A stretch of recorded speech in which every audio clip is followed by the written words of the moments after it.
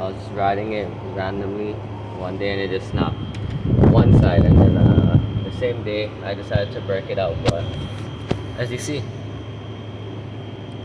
it didn't break out at all. The piece is still here, so we have a new plan. I'll put up a picture of how I want to build this bike, and how I want it to look this time when I build it. So the main point is that this, you see that mark right there, it's gonna get cut right here, right? And then from here, it's gonna get cut. So the whole back piece is gonna come off, and then a box tube is gonna slide over this and go straight back into the stretch. I'll put up a picture so it makes more sense. And there's a drawing that I did of how I want it to look.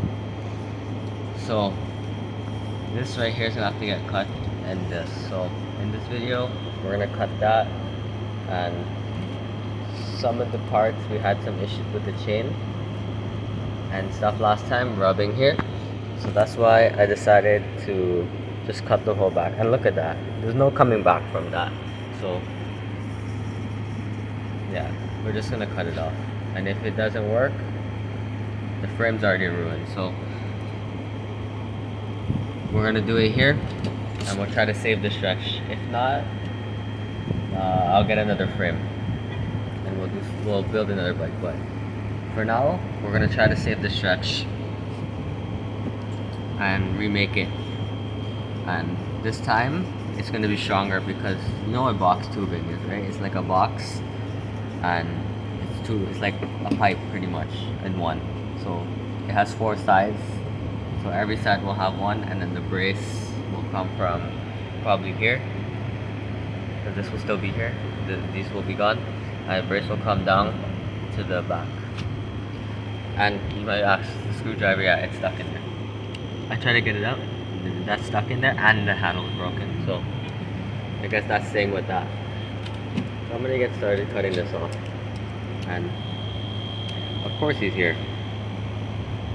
He only comes out from under his spot right there when I come out to work on my bike. So we'll continue with this. Back now after I cut off this and stuff. So now this is how the bike looks. And the last part, I use this jack.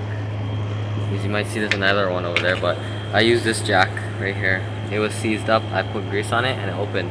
And I put it in between the frame on the last part and just jacked it up all the way until, yeah, it just broke.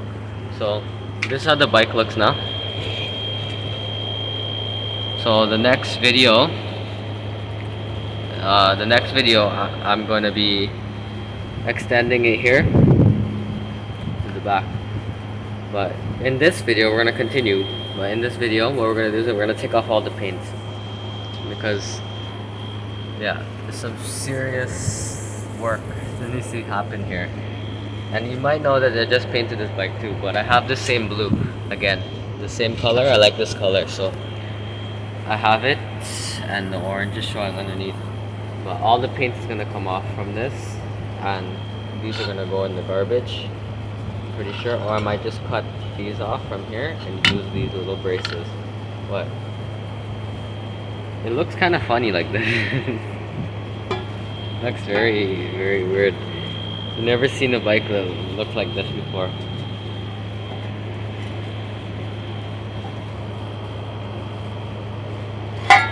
So originally when I did the stretch, it was, I think it was 6 feet.